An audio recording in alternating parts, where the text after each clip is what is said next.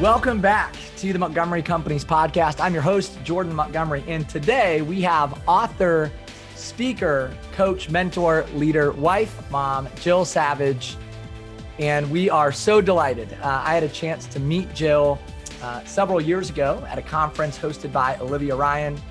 Jill and I have stayed in touch. She's become a friend, and she was our opening speaker at the 2018 Summit event hosted by Montgomery Companies. And she rocked the event. She really set the stage for our audience with her transparent, vulnerable message. And it's one of the things that I've so much appreciated about Jill. Jill, you are just a light to so many people. And, you know, when I think about you, I think about Brene Brown. And Brene has this quote that I love. She says, you know, when you deny the story, it defines you. When you own the story, you can write a brand new ending. And your intentional decision to own your life's story, be it fair, unfair, all the twists and turns, all the things that were pretty, not pretty, your ability to own your story and say, hey, this is me. You know, this is my husband. This is me. This is our life. This is our family. Yeah. The ability to own your story has created this amazing ministry. And when I was thinking about your journey, if there's a way to influence a person, you have found it. You know, you have a blog, you have a podcast, you've written now 14 books. You are a coach, you're a speaker, you do retreats, you hold classes, you have video content. You are this amazing woman of God who's so gifted and talented. And I'm privileged to call you a friend. And so thanks for making some time to be on our podcast. I want to dig into some of your content. Our audience should know this about your message and your content. You've been featured in the Huffington Post, Focus on the Family, today's Christian Women's Magazine, and Family Life Today, among other major publications. You are doing God's work at a high level, and we are so honored to have you with us. Well, thank you. It's great to be with you, Jordan. So I want to go back to the Summit Conference in Iowa City, Iowa, 2018. That's where we had our first kind of real conversations, right? I technically met you at a separate event. We had the fortunate opportunity of speaking together, and you unpacked your story in a really powerful way. For those that don't know you or don't know your story, they need to know it. So this will be heavy note-taking for our listeners. Jill, I want you to just sort of unpack your life story and how that ties into the work that you're doing today. Yeah. Well, you know, my life doesn't look like I thought it would look, Jordan. And honestly, isn't that the way it is for most of us? So definitely my life's work is very different than I thought. I went to college to be a music teacher. That's what I thought I'd be doing. I thought I'd be teaching piano and voice. I'd be teaching high school music. I'd be doing high school musicals. That was the road I was on. And, you know, they say the best way to make God laugh is to tell him your plans. So I'm sure that he laughed. So I got my degree and I have never used it, at least officially. I taught piano and voice for 15 years privately, but never spent any time in the classroom. Part of that was because by the time I finished my degree, I had 2 children. And in fact, I had our second son on my college graduation day. So at that point in time, my husband decided to go to Bible college to become a pastor. We made a move from Indianapolis, Indiana, where we both were born and raised, to Lincoln, Illinois. And I couldn't find a teaching job. I mean, our goal was, hey, I've got this degree. Now I'm going to be the breadwinner while he goes to school. But I just couldn't find a teaching job. So I actually began to do daycare in my home purely out of necessity. We lived in married student housing. You know, we were obviously non-traditional students because we had a family.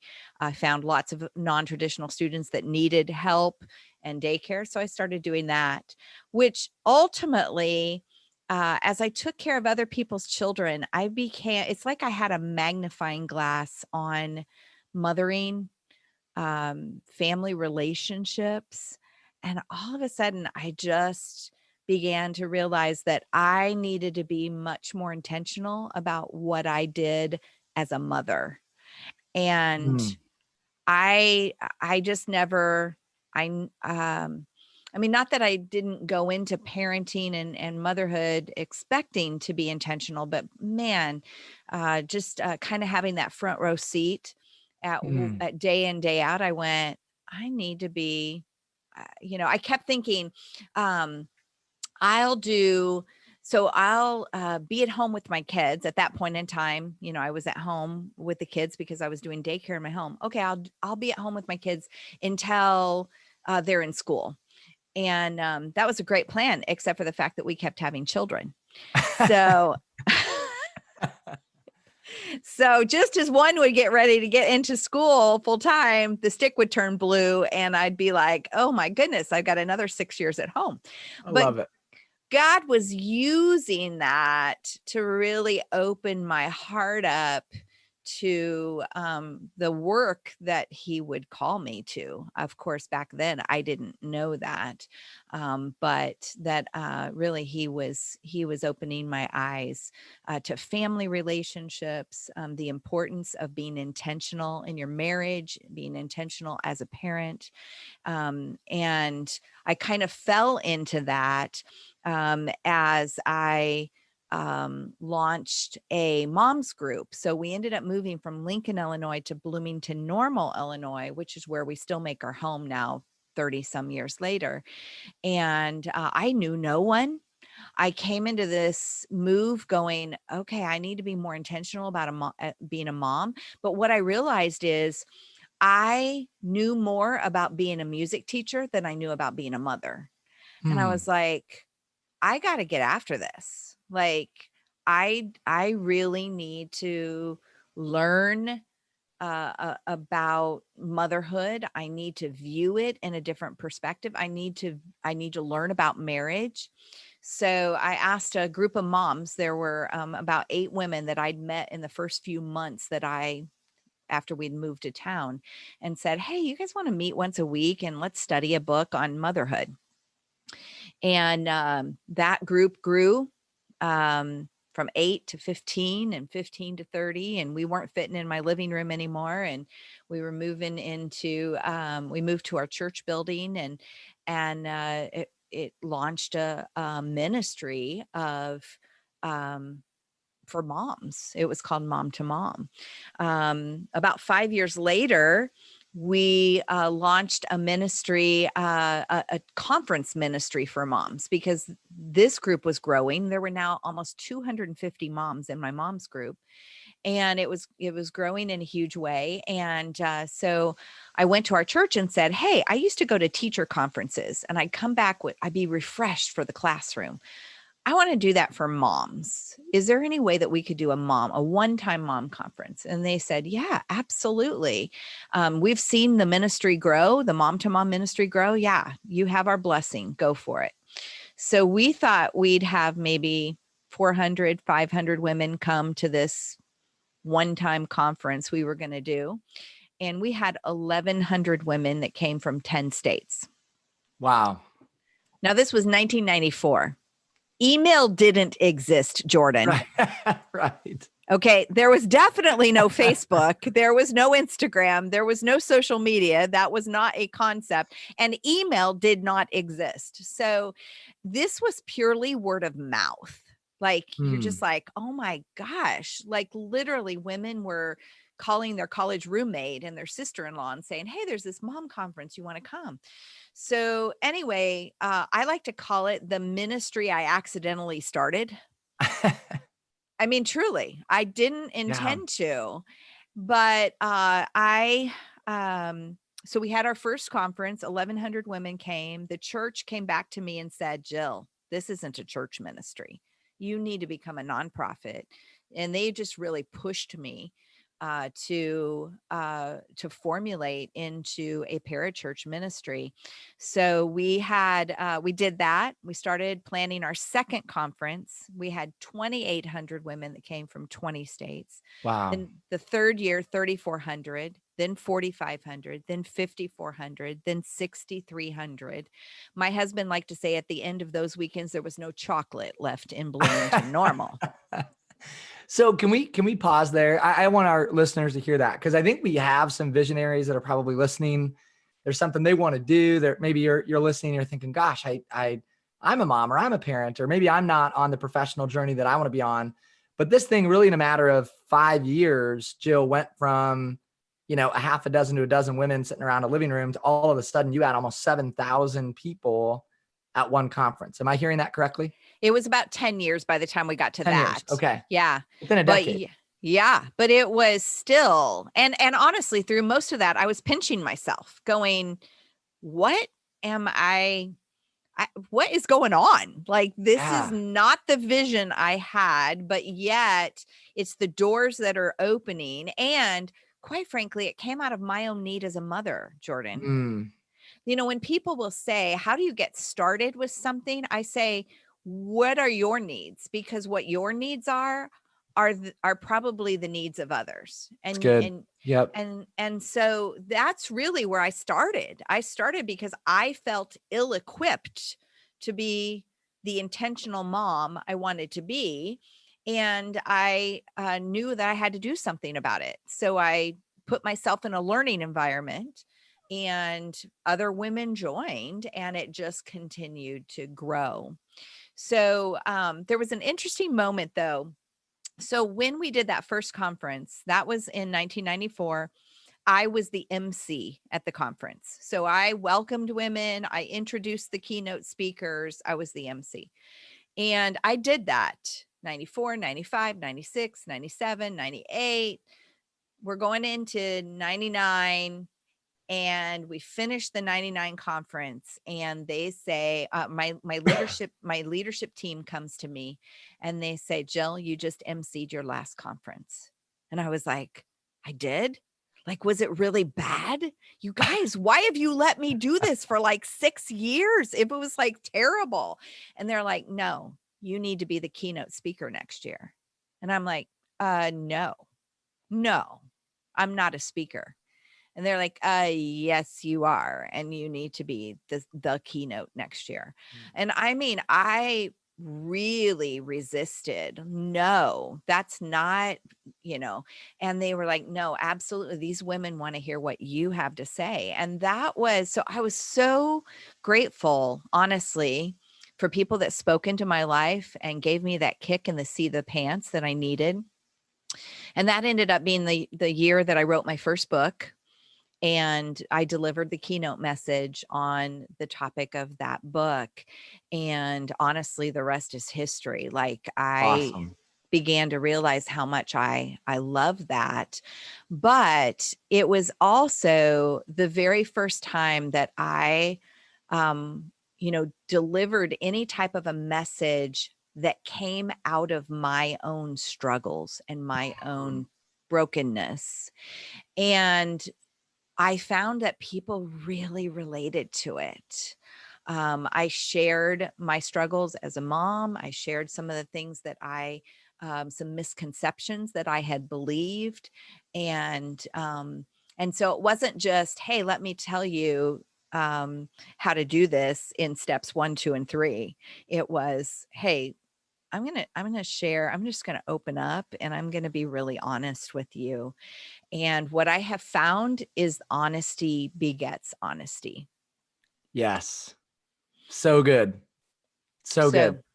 So anyway, that kind of gives you a little bit of an idea of how I got launched, but the story of my life's story has unfolded, up to that point it had, but even since then, in the last 20 years that I've been writing and speaking and now coaching, and much of that, I honestly, Jordan, I wanted to hide much of that, but I have pushed through with courage and decided that I'm not going to clean things up and then share it. I'm going to share it while things are messy. Ooh, that's good. That's good. I want to stay there for 1 minute. I want to make sure everyone catches that. Honesty begets honesty. And I'm not going to wait until I have the chance to clean things up. I'm going to share it while it's messy. Yep. Man, that's powerful. And it's interesting, right? Because vulnerability is the last thing I'm willing to share with you, but it's the first thing I will look for in you. Yes. And that's the essence of how you roll, Jill. I mean, that's been your life's work, right? I'm going to be vulnerable before I know it's safe, before, the world tells me it's ready. I'm going to share my truth and share my story. And I can relate my own journey to so much of what you're saying. And again, that's why people are drawn to you, because I think everyone can relate to that on some level, right? We have a part of our life that's messy, or that doesn't feel right, or we're not proud of. And at the end of the day, I think so often our greatest struggle or our deepest wound can become our greatest calling or ministry. And that's been your life story, right? So it has been. Yes, it so has good. been. And sometimes you do have to weigh out. It's not always my story to share. Like, it may be a family member is struggling with something, and it may not always be my story to share. So when I do share about my kids' journeys, when I do share about our marriage stuff, obviously we have had conversation about it, and they have all given me permission to share that. And I'm grateful. I really am. If I choose to share something they don't want to share, then I have to keep it to be my part of the story, Sure. obviously. Sure. But yeah, when I spoke at the summit, I delivered my No More Perfect message, and that is it is my most requested message. It is definitely I think it's really powerful because of the visual. So I throw up a picture of our family, and it's a good picture. It's kind of a, almost a perfect little family picture. And then I talk about comparison, and because that's really, honestly, that is the heart of my life's work. I think it's funny that I live in Normal, Illinois, because honestly, my life's work has become to help people know what is normal. What is normal in marriage, what is normal in parenting, what is normal in the empty nest season of life, so that they don't feel alone. So that they know that they're not alone, that hey, you can get to the other side of this. There are others that have gone before you. If you're struggling with this, I know you probably feel alone, but I want you to know this is normal. And part of the reason that you think you're alone is that people aren't talking about this stuff. And so honestly, that's why am so willing to talk about it. So I throw that picture up, and I talk about the fact that in that moment, that audience is naturally comparing the insides of their family to the outsides of my family. And man, we do this with social media. We do this. I mean, honestly, you could just go to somebody's house and have dinner with them, and they've got a beautiful picture of their family up on the wall. And what you'll do in that moment is you'll compare the insides of your family to the outsides of their family, because you don't necessarily know their story and or stories. So true. And so what I want to do is I want to dispel that. So I actually take the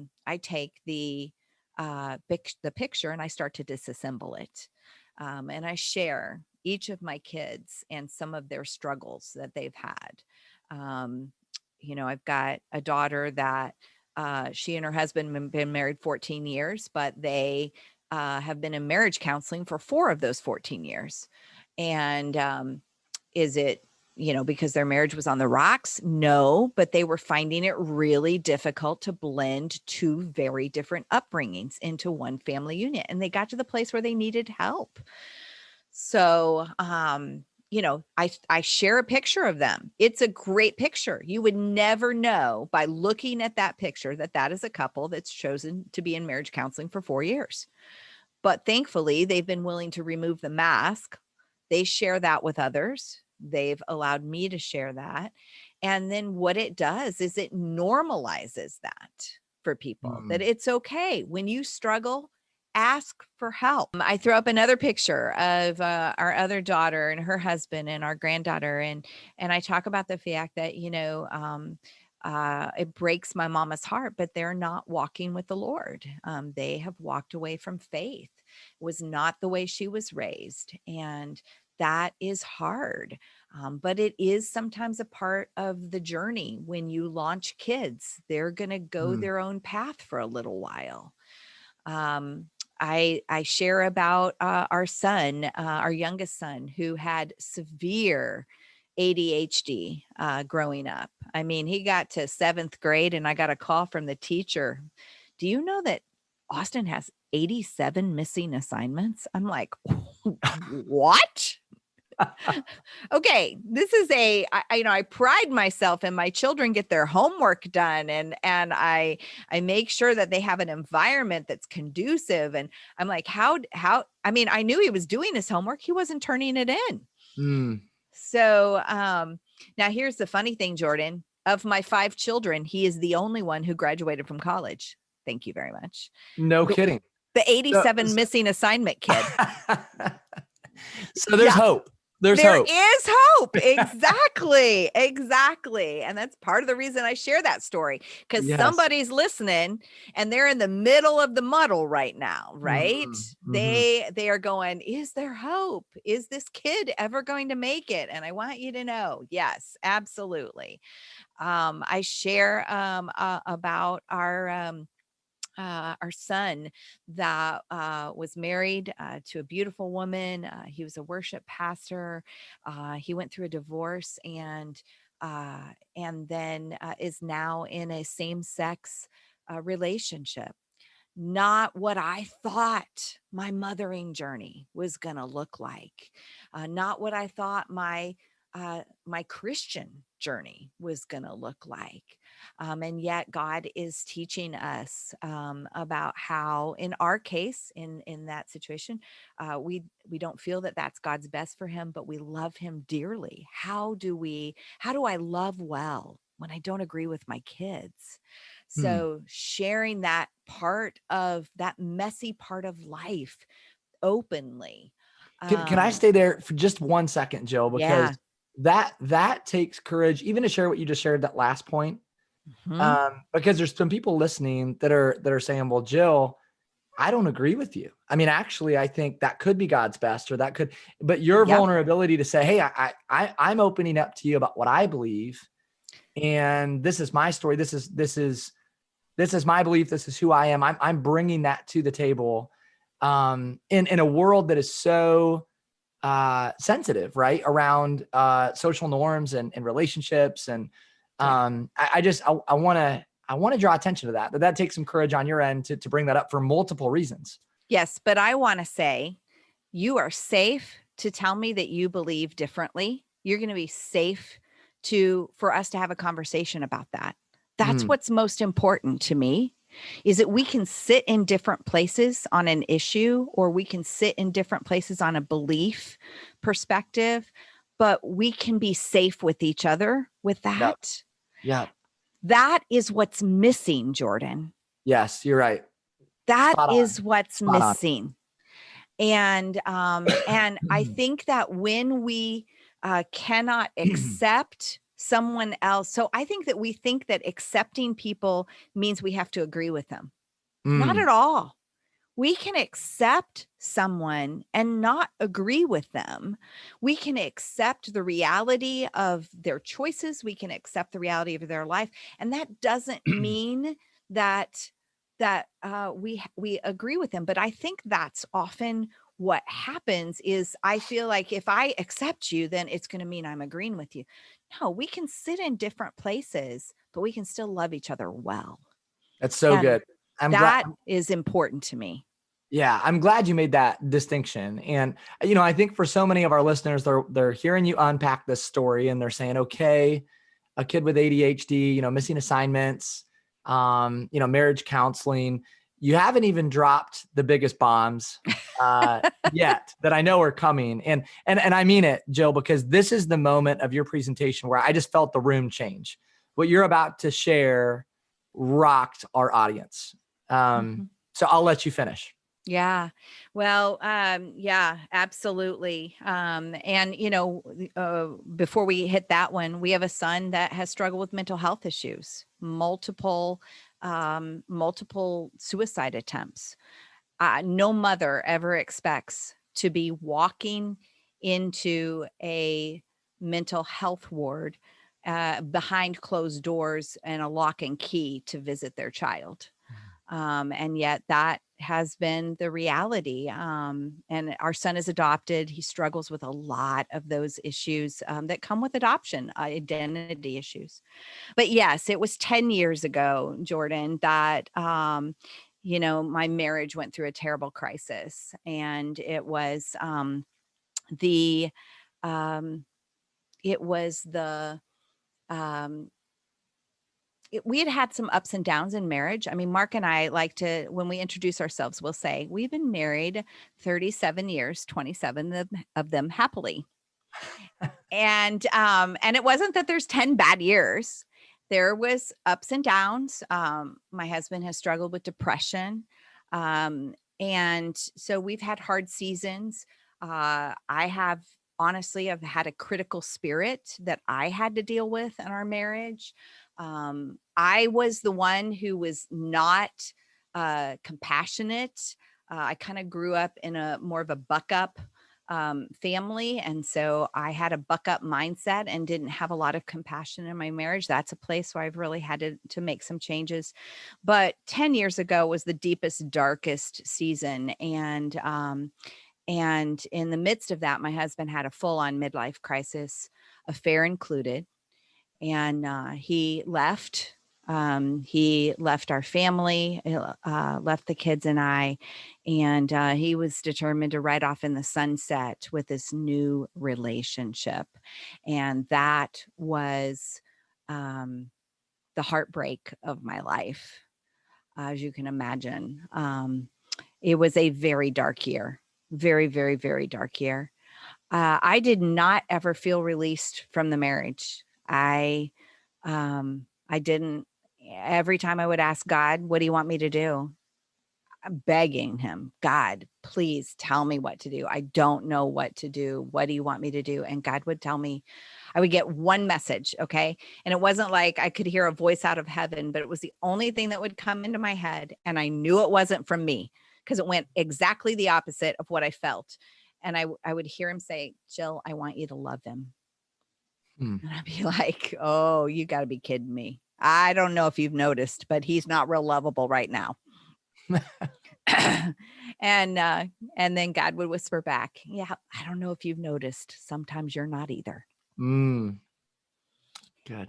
And so anyway, in the midst of that really, really hard season, Mark went back and forth. He would recommit to our marriage. He would go back to the other relationship. He would recommit to our marriage. He would go back. He went back and forth 7 times until finally on Easter Sunday of 2012, he actually, we like to say he had his own personal resurrection, and he did a U-turn and really made a final commitment, really threw up the white flag of surrender, and stopped fighting with God and made a commitment to our family that I knew was different. I saw the difference in the way that he made that U-turn. So we began a process of healing. It was a good it was a good 18 months of weekly marriage counseling that helped us to put the wheels back on the bus. But I'm so grateful that God redeemed the broken place. And not only that, here's what I've learned. He's not only the redeemer, he's the redreamer.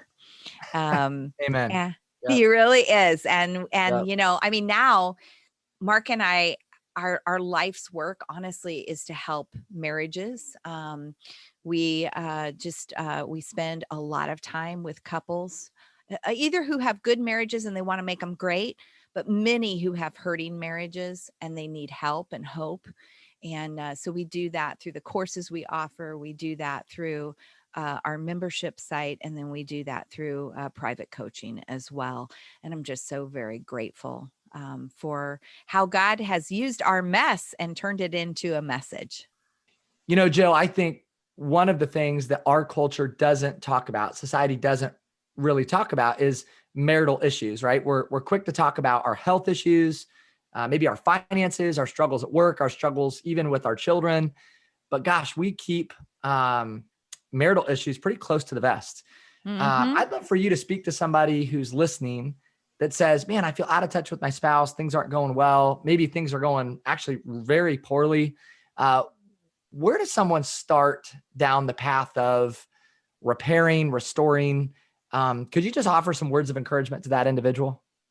Yeah, absolutely.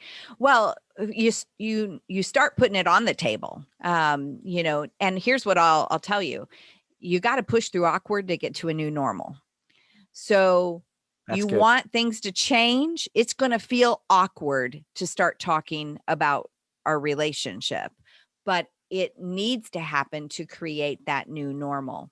Um, you know, we encourage couples to talk about intimacy, physical intimacy, because we don't. And you're just like, why don't we? Well, guess what? The movies we watch, nobody talks about it. They just make it happen. And so we get these messages that it should just happen. Marriages are created. They don't just happen. But part of the reason that we ended up in such a tough place is because we weren't paying attention to the dynamics that were going on underneath the surface. So we were doing a lot of the right things. We knew each other's love languages. We spoke them often. We had date nights. We went away, just the two of us. But there was still an unraveling that was happening underneath the surface. And I'll never forget when we were driving back and forth an hour to our marriage counselor every week. So we drive an hour there, we drive an hour home. I can tell you sometimes those were really long hours if we weren't doing so well. Sometimes they were really good hours because they gave us extra time to process and talk. And one day there was a song that came on the radio as we were driving home. And it was an old Casting Crown song called It's a Slow Fade. Mm. And in that song, this is the lyrics: no marriage crumbles in a day. It's a slow fade. And we started talking about that and we said, so what were our slow fades? Like, what could we label them? Could we call them something? And so we just started kind of, one of our slow fades was a slow fade of unrealistic expectations. And why was that a slow fade? Well, when you have unrealistic expectations, you're constantly discontent. And if you have unrealistic expectations of marriage or of your spouse, then you're discontent with them. You're discontent with your marriage. And so that pulls your heart apart, one little discontent moment at a time. And that little quarter inch of distance between your heart and your spouse's heart doesn't feel like anything until you add another quarter inch to it, and another one and another one. And before you know it, your hearts aren't inches apart, but they're miles apart. Another slow fade we labeled was this slow fade of avoiding emotion. And that one was mine. Mm. Remember, I grew up in buck up mindset. And so I would just, if things got too emotional, I wanted to steer clear of that. I didn't value feelings. And so that was a place, which is interesting. In a lot of marriages, that would be more likely the man than the woman. But in our marriage, we were the opposite of that. And what I can tell you is, in most marriages, one partner is probably more comfortable with emotion than the other. Mm. So anyway, these slow fades were the unraveling beneath the surface that was going on that we didn't realize. And so what I would say to someone who's feeling that distance is that you're feeling a slow fade. And we actually teach about slow fades in our book, our No More Perfect Marriages book. We teach about them. We have a No More Perfect Marriages course, and we teach about those as well. And so what I would say is, start trying to figure out what's causing the distance. what fades are happening in your relationship, and then get after those. Call Mm. them what they are, identify them, start to root them out so that you can begin to close that distance. So that would be the encouragement that I would offer to someone that's feeling it. And sometimes you need help. Sometimes you need help doing that. That's part of what we love doing as marriage coaches is we help people put their finger on the slow fades that are happening. And then we give them the tools to actually stop those fades. But don't hesitate. Don't try to go it alone. Get the help that you need. Have the hope that the distance can be closed. Ask for help and get after the root of what's going on. Usually in marriage, it's not the big things that are causing problems. It's lots of little things. And we're not talking about those little things. We're not identifying them. And that's where the distance starts to creep in. So true. Well, I'll confess this to you. I've already confessed this to you, Jill. I'll confess this to our listeners. We typically spend several hours preparing for a podcast episode. And so I know that I've got Jill Savage today. I'm refreshing your content over the weekend and taking it in. And then this morning I'm listening to your content. And just this morning, Ashley and I had a spat about a work trip that's on the calendar several months out. And I hadn't told her about it. And so it was unmet expectation, right? Lack of communication. So we get into this spat, and literally right after our argument, I've got to dig into your content. And as God would have it, here I am, 20 minutes deep in a message about marriage. And it was just perfect timing. And it rocked me in such a unique way. And in the same way that I was rocked this morning, I know many of your listeners are rocked by your transparency, your authenticity, your vulnerability. It's one of the things I love so much about your work. And I think this work around marriage and parenting is key. But at the core of your message, Jill, is the message of comparison, and Craig Rochelle owns the rights to one of my favorite quotes. He says, the quickest way to kill something special is to compare it to something else. And So I just want to give that quote to our listeners today. And when I think about Jill Savage, I think about that message, that just reminding people, hey, you got something special. God gave you a gift and he's called you to do important work in and outside of your home. Yes. And if we could drop comparison and lean into the blessings that God's given us, the gifts that he's given us, man, you can have a remarkable life. And your life's not defined by one mistake or many mistakes, right?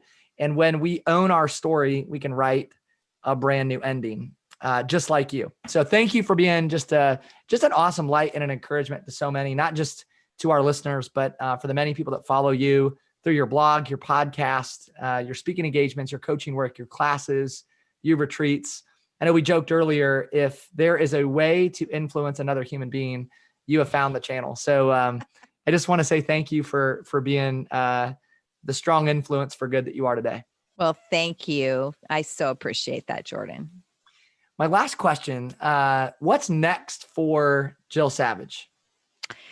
That is a great question. So my husband and I actually have releasing, I'm not sure exactly when this will air, but in the next week or so, we're releasing a brand new resource called the Marriage Playbook. And you, Mr. Sports Minded, would really appreciate this.